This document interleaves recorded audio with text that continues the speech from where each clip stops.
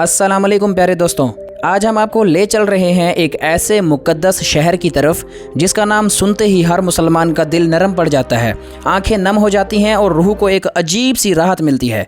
एक ऐसा प्यारा शहर जिसे दुनिया भर के मुसलमान अपनी दुआओं में मांगते हैं और जहां हमारे प्यारे नबी हज़रत मोहम्मद मुस्तफ़ा सल्लल्लाहु अलैहि वसल्लम का रोज़ा मुबारक मौजूद है। खुश नसीब हैं वो लोग जो इस शहर की ज़ियारत करते हैं और इनसे भी ज़्यादा मुक़द्दर वाले वो लोग होते हैं जो वहाँ पर हर पल गुजारने की सआदत पाते हैं। जी हाँ, आज हम आपको सैर करवाएंगे मदीना मुनव्वरा की। तो आइए बगैर किसी देर के अपनी इस शानदार वीडियो का आगाज़ करते हैं, लेकिन इससे पहले वीडियो को लाइक, शेयर और चैनल को सब्सक्राइब करना मत भूलिएगा। इस शहर का ऑफिशियल नाम अल मदीना अल मुनव्वरा है। इस शहर का कुल रकबा तकरीबन 599 मुरब्बा किलोमीटर है। 622 ईस्वी में नबी करीम सल्लल्लाहु अलैहि वसल्लम ने मक्का से मदीना की तरफ हिजरत की और इस हिजरत ने इस शहर को अज़मत और नूर से भर दिया। इस वक्त मदीना को यसरब कहा जाता था। आज के दौर में मदीना की कुल आबादी तकरीबन 17 लाख के करीब है। यहाँ की ज़्यादातर आबादी मकामी अरब लोगों पर मुश्तमिल है, लेकिन बड़ी तादाद में भारत, पाकिस्तान और बांग्लादेश के लोग भी यहाँ रोज़गार के लिए रहते हैं। मदीना की 100% आबादी मुसलमान है। कुछ साल पहले तक यहाँ गैर मुस्लिमों का दाखिला बिल्कुल मना था, लेकिन अब कवानीन में नरमी के बाद गैर मुस्लिमों को भी शहर में आने की इजाज़त मिल गई है। ताहम मुक़द्दस मकामात में दाखिला अब भी सिर्फ मुसलमानों के लिए मखसूस है। पाकिस्तान से मदीना का टिकट तकरीबन 1 से 1.5 लाख रुपए तक मिल जाता है, जबकि वीज़ा की फ़ीस भी ज़्यादा नहीं, तकरीबन 45,000 रुपए के करीब है। जब आप मदीना के खूबसूरत एयरपोर्ट पर उतरते हैं तो कुछ लम्हों के लिए यकीन नहीं आता कि आप इस मुक़द्दस सरज़मीन पर खड़े हैं, जहां पहुंचने के लिए सिर्फ पैसों की नहीं बल्कि मोहब्बत, सच्ची तलब और सबसे बढ़कर किस्मत की ज़रूरत होती है। क्योंकि कई लोगों के पास पैसा तो बहुत होता है, लेकिन इनकी किस्मत में वहां जाना नहीं होता। जबकि कुछ लोग ऐसे भी होते हैं जिनके पास पैसा नहीं होता मगर किस्मत इन्हें इस मुक़द्दस सरज़मीन तक ले आती है।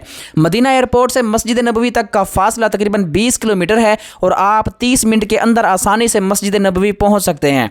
मदीना में होटलों का किराया मुख्तलिफ होता है, लेकिन एक आम होटल में एक रात का किराया तकरीबन 10 से 12 हज़ार रुपये होता है।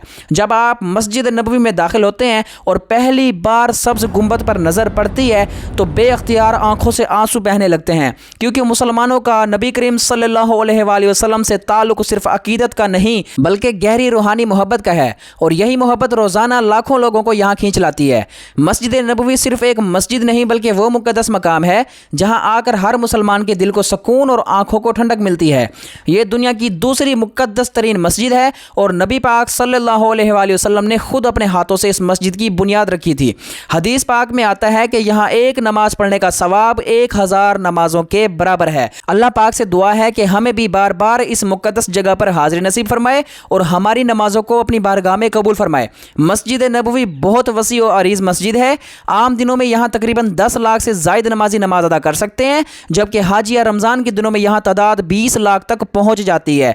मस्जिद के चारों तरफ बड़े बड़े सहन बनाए गए हैं ताकि ज़्यादा से ज़्यादा लोग आराम से इबादत कर सकें। मदीना में गर्मी बहुत ज़्यादा होती है, इसलिए सहन में जदीद तर्ज की खुदकार छतरियाँ लगाई गई हैं जो खुद ब खुद खुलती और बंद होती हैं। इसके अलावा बड़े बड़े पंखे नस्ब हैं जो पानी का स्प्रे करते हैं ताकि नमाजियों को ठंडक मिल सके। मस्जिद के अंदर सफाई का निज़ाम दुनिया में बेहतरीन माना जाता है। खुशबुएं लगाई जाती हैं और हर वक्त ठंडक का खास इंतजाम होता है। सिक्योरिटी भी बहुत मुनज़्ज़म है ताकि हर आने वाले ज़ायरीन सुकून से इबादत कर सकें। मस्जिद नबवी में दाखिल होने के लिए मर्द हज़रात अक्सर बाबुल इस्लाम से दाखिल होते हैं।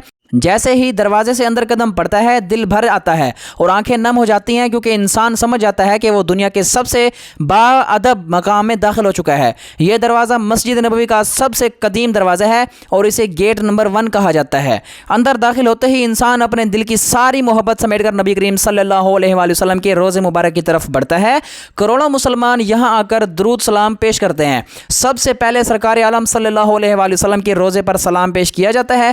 फिर थोड़ा आगे बढ़े तो हज़रत अबू बकर सिद्दीक़ रज़ियल्लाहु तआला अन्हा का मुबारक रोज़ा है और फिर हज़रत उमर फ़ारूक रज़ियल्लाहु तआला अन्हा के रोज़े पर सलाम पेश किया जाता है। इस लम्हे इंसान की कैफियत बदल जाती है, दिल में सुकून, ज़बान पर दरूद और आंखों में नमी आ जाती है। प्यारे दोस्तों, रोज़ा रसूल सल्लल्लाहु अलैहि वसल्लम पर हाज़िरी एक ऐसी सादत है जिसकी मिसाल दुनिया में कहीं नहीं मिलती। ये वो मकाम है जहाँ फरिश्ते भी अदब से अपने पर झुका लेते हैं। मगर इसी मुक़द्दस मकाम के कुछ आदाब हैं। यहाँ बुलंद आवाज़ से बात करना, मोबाइल से वीडियो बनाना یا سیلفیاں لینا ہرگز مناسب نہیں ہوتا، کیونکہ یہ جگہ ادب اور احترام کا اعلیٰ ترین مقام ہے۔ زائرین کو چاہیے کہ نہایت سکون، عاجزی اور ادب کے ساتھ سلام پیش کریں، کسی کو تکلیف نہ دیں اور دل ہی دل میں درود شریف پڑھتے ہوئے آہستہ آہستہ قدم بڑھائیں۔ یاد رکھیں، اس مقام پر اصل قبولیت الفاظ میں نہیں بلکہ دل کے احترام، آنکھوں کے ادب اور قدموں کی خاموشی میں چھپی ہوتی ہے۔ پیارے دوستوں، مسجد نبوی کا یہ مبارک حصہ وہی ہے جو نبی کریم صلی اللہ علیہ وآلہ وسلم کے زمانے میں تعمیر ہوا تھا، اور اس تعمیر میں آپ صلی اللہ علیہ وآلہ وسلم نے خود اپنے مبارک ہاتھوں سے حصہ لیا تھا۔ آج یہی حصہ مسجد نبوی کا سب سے قیمتی اور مقدس مقام سمجھا جاتا ہے۔ مسجد نبوی کی سب سے مشہور پہچان سبز گنبد ہے۔ یہ گنبد ہر مسلمان کے لیے محبت اور سکون کی علامت ہے، لیکن کیا آپ جانتے ہیں کہ یہ گنبد ہمیشہ سبز نہیں تھا؟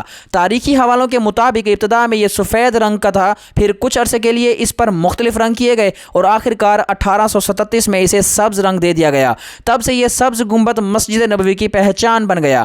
مسجد نبوی میں کل 42 دروازے ہیں۔ پہلا دروازہ باب الاسلام سے شروع ہوتا ہے اور آخری دروازہ جنت البقیع کی جانب واقع ہے۔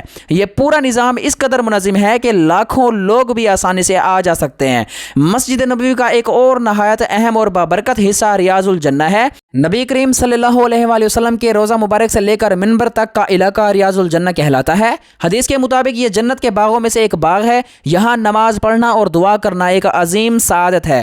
یہاں کے ستون عام ستونوں سے مختلف نظر آتے ہیں، جنہیں اساتین کہا جاتا ہے۔ ان کی تعداد تقریباً 8 ہے اور ہر ستون کی اپنی الگ تاریخ اور اہمیت ہے۔ ریاض الجنہ میں داخلے کے لیے اب نسک ایپ کے ذریعے وقت لینا پڑتا ہے۔ ایک بار اجازت ملنے کے بعد تقریباً 30 منٹ کا وقت دیا جاتا ہے، جس میں آپ نوافل ادا کر سکتے ہیں اور دعائیں مانگ سکتے ہیں۔ یہ آدھا گھنٹہ زندگی کے سب سے قیمتی لمحات میں سے ہوتا ہے۔ مسجد کے اندر جگہ جگہ آب زمزم کے کولر رکھے گئے ہیں، جن میں ٹھنڈا اور گرم دونوں پانی دستیاب ہوتا ہے۔ خواتین کے لیے بھی الگ دروازے مخصوص ہیں، اس لیے اگر آپ فیملی کے ساتھ آئیں تو اسی حساب سے رہائش کا انتخاب کریں۔ ربیع الاول کا مہینہ خاص اہمیت رکھتا ہے، کیونکہ اس مہینے میں نبی کریم صلی اللہ علیہ وآلہ وسلم کی ولادت، ہجرت اور وصال ہوا۔ اسی لیے اس مہینے میں مدینہ کی رونق اور بھی زیادہ بڑھ جاتی ہے۔